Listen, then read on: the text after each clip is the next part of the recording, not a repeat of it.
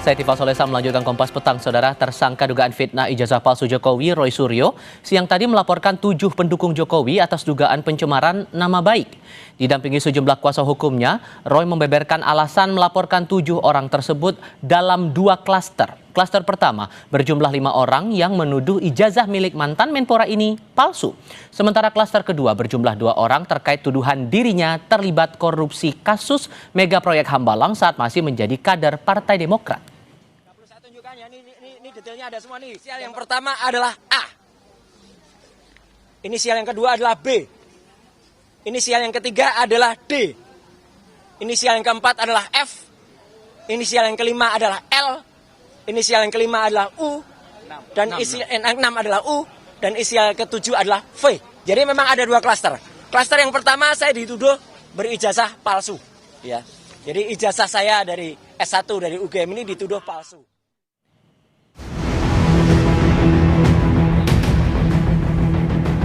Saya memang hubungannya tidak buruk. Saya hubungannya tetap baik.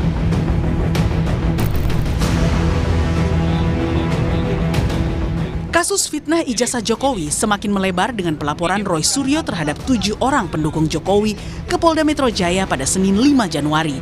Mirip dengan klaster penetapan tersangka, kuasa hukum Roy Abdul Ghafur Sangaji juga menjelaskan laporan Roy terbagi dalam 2 klaster, yakni tuduhan ijazah palsu milik Roy dan fitnah Roy terlibat korupsi Hambalang.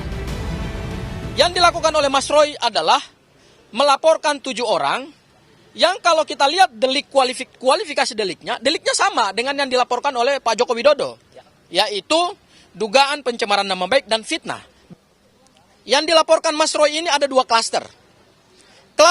Klaster pertama adalah klaster di mana ada 5 terlapor yang diduga kuat telah melakukan pencemaran nama baik terkait dengan tuduhan dan fitnah bahwa ijazah Mas Roy adalah ijazah palsu. Seakan bersamaan, Partai Demokrat akhirnya melaporkan 4 akun media sosial yang menuduh SBY terlibat isu ijazah Jokowi ke Polda Metro Jaya Senin lalu. Laporan dilayangkan lewat Kepala Badan Hukum dan Pengamanan Partai Demokrat Muhajir atas dugaan tindak pidana penyebaran berita bohong. Adapun keempat akun media sosial yang dilaporkan, yakni kanal YouTube @agrifanani, Bang Boy, dan kajian online, serta TikTok Sudiro Wibudius MP.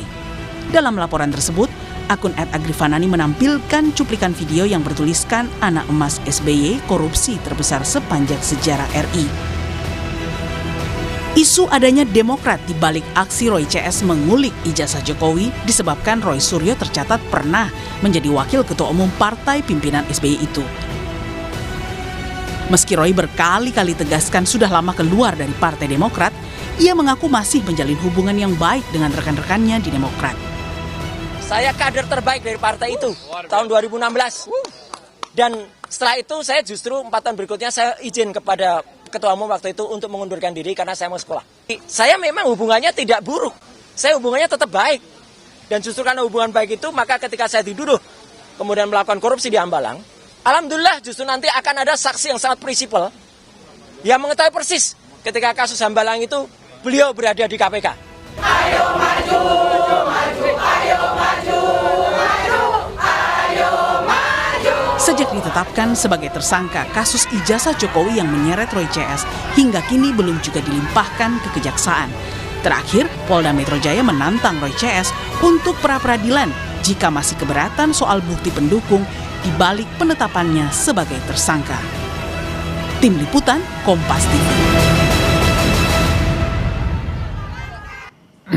Tidak terima dituduh terlibat korupsi Hambalang dan miliki ijazah palsu, Roy Suryo melaporkan 7 pendukung Jokowi ke Mapolda Metro Jaya. Sementara Partai Demokrat juga melaporkan 4 akun yang menuju Susilo Bambang Yudhoyono ada di balik isu ijazah. Pertanyaannya, benarkah 2 laporan ini hanya kebetulan? Kami diskusikan ini bersama tersangka dugaan fitnah ijazah Jokowi sekaligus pelapor 7 pendukung Jokowi Roy Suryo dan Sekjen Projo Freddy Damanik. Selamat sore semuanya, apa kabar? Sore. Terima kasih sudah datang ke studio Kompas TV kali ini. Di antara 2 klaster itu, Mas Roy, tudingan ijazah palsu, Anda memegang ijazah palsu, kemudian tudingan Anda terlibat korupsi Hambalang, mana yang paling fatal menurut Anda? Dua-duanya fatal. Dan ini kelihatan sekali kalau ada orkestrasi. Jadi mereka itu pada satu kurun waktu yang sama itu menggelorakan isu yang sama. Kelihatan ada kayak feedingnya gitu. Kemudian yang soal Hambalang juga sama.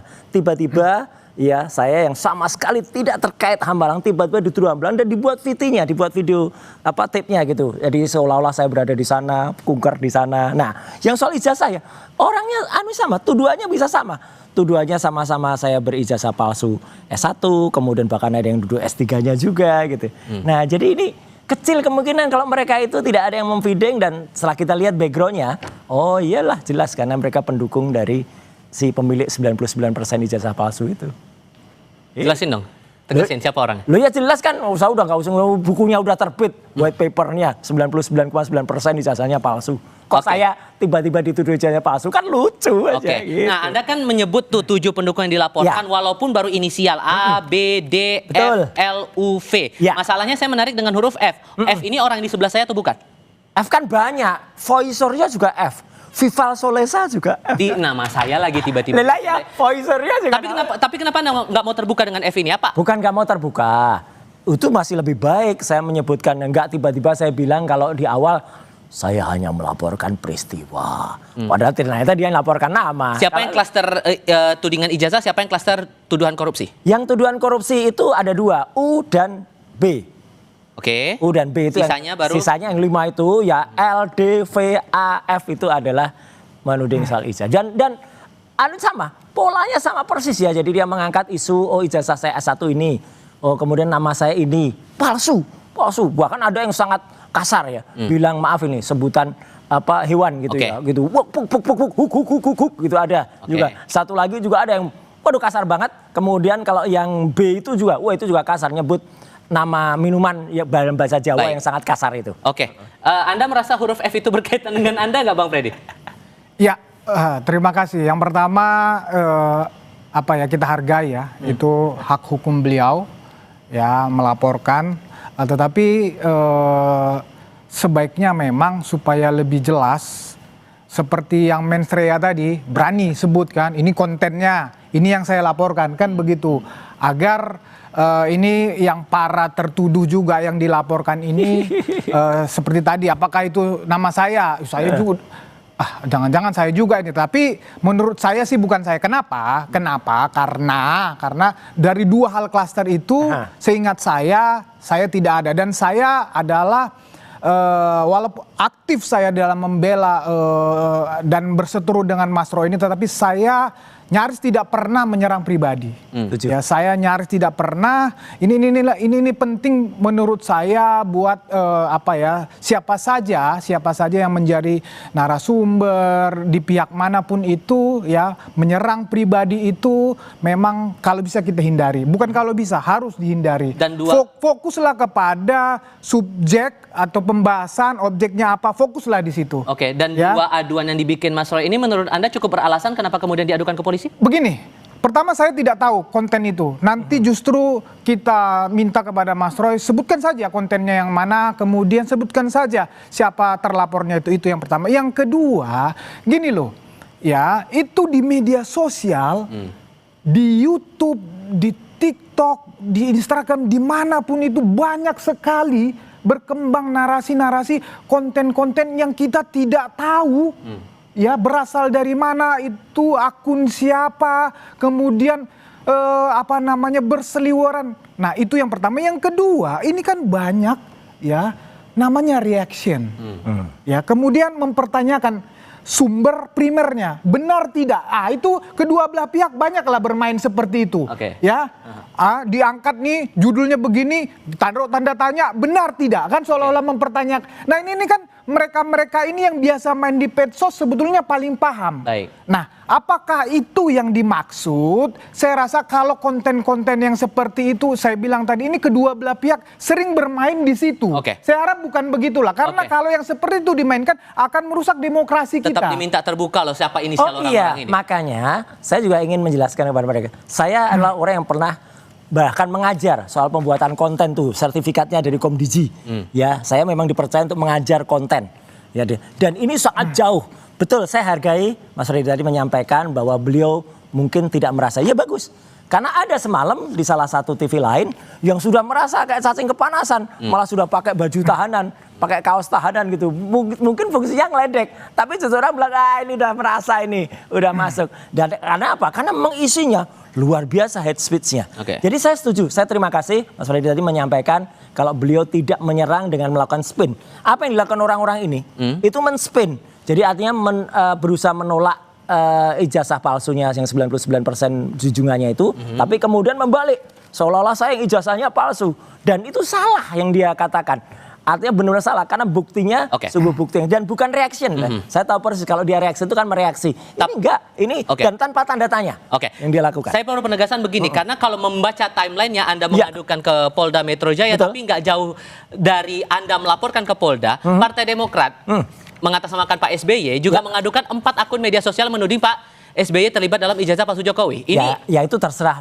Kebetulan atau gimana? Enggak, kalau itu terserah teman-teman Partai Demokrat. Kebetulan mungkin saja time frame-nya hampir sama. Tapi kan isunya beda yang diadukan oleh teman-teman di Partai Demokrat. Saya juga tidak tahu ya siapa yang melakukan disebutkan 4 itu. Kalaupun ada kesamaannya mungkin saja ada yang sama. Ya, tetapi kalau ada yang sama berarti memang orang itu ada 2 yang sama itu bermasalah orangnya. Tapi kemudian di circle Anda kan juga ada yang membantu seperti Pak Denny Indrayana, Pak Amir Samsudin yang juga pernah punya catatan di Partai Demokrat. Anda pernah punya catatan tidak hanya di Partai Demokrat. Karena apa teman-teman lain kayak Deddy Sitorus ya, kemudian teman Pak Ahmad Yani itu dari partai-partai kan juga membantu. Jangan hanya dilihat Partai Demokratnya. Enggak lah, saya juga udah lama, udah 6 tahun Mas, saya itu pamit baik-baik dari Partai Demokrat dan memang sudah tidak ada hubungan struktural lagi antara Partai Demokratnya. Tapi kalau hubungan pribadi, saya nggak mengelak. Loh memang orang tuh hubungan pribadinya harus tetap bagus. Tapi sekali lagi, saya tetap mendukung juga apa yang dilakukan oleh Partai Demokrat. Tapi saya ini hanya menjalankan ya hak dan kewajiban pribadi saya ya selaku orang yang kemudian melihat tahun baru ada kitab undang-undang hukum pidana yang baru. Nah, ini yang kita lakukan.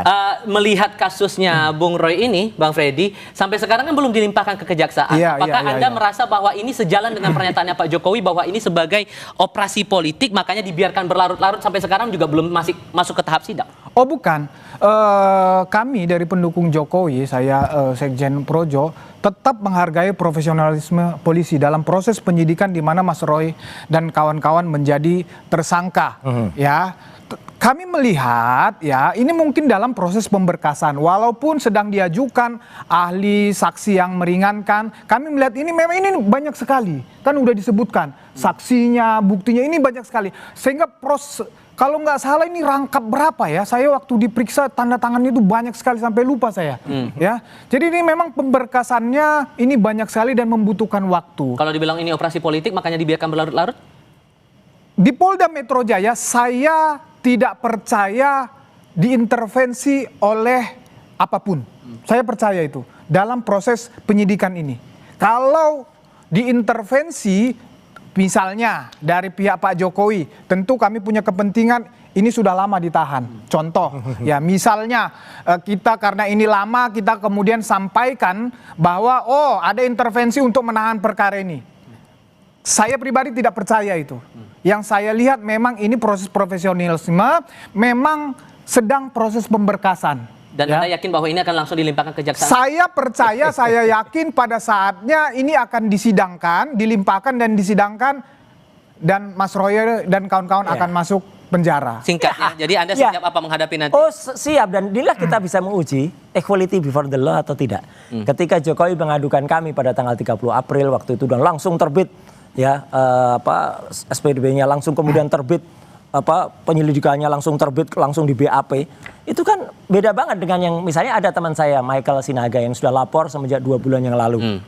Baru kemarin di BAP. Saya baru terbit LP-nya. Meskipun ya alhamdulillah LP itu langsung terbit ya, tidak kemudian kami ditolak ya. Dan LP-nya jelas ini kemarin ketika hasil konseling kami langsung pasalnya pasal 433 ayat 2 dan 434 ayat 1. Teman-teman di kepolisian lah, di SPKT lah yang kemudian ini lebih telak Pak, karena itu kata-katanya ada ini tuduhan kepada Pak Roy begini, ini tuduhan kepada masuk aja udah kalau itu. Jadi clear. Jadi makanya kita tunggu Polda objektif tidak benar-benar bisa tajam ke atas dan ke bawah atau hanya tajam ke bawah tumpul ke atas. Saya harus menanyakan lagi masalah operasi politik itu dengan tahapan sampai sekarang masih seperti ini, belum sampai ke kejaksaan. Membaca pernyataan Pak Jokowi bilang operasi politik sampai di tahap ini, kemana arahnya kemudian kalau Gini loh, operasi politik ini saya sering menyampaikan bahwa memang ini dari awal kasus ini selalu dua memang dimensinya, hukum dan politik. Ya, yang dimaksud adalah politik di sini adalah ya banyak pihak-pihak ya orang politik ya yang secara pribadi maupun orang di belakangnya ini punya kepentingan di sini. Punya kepentingannya apa? Memang kepentingannya adalah mendowngrade Pak Jokowi. Ya tentu akan mendowngrade Gibran. Tentu kepentingannya di situ. Nah inilah yang dimasuk adalah operasi politik. Ini yang terus dimainkan karena punya kepentingan untuk ke depan. Ya mendorong calonnya, mendowngrade calon yang lain. Itu saya rasa, nah yang seperti itu yang dimaksud operasi politik. Bukan operasi politik di dalam konteks intervensi proses penyidikan di Polda Metro Jaya. Saya rasa di situ. Bang Freddy, terima kasih. Mas Roy, terima kasih sudah berdiskusi bersama kami kali ini. Siap-siap aja 7 nama itu ya. Oke, saya selalu untuk Anda berdua.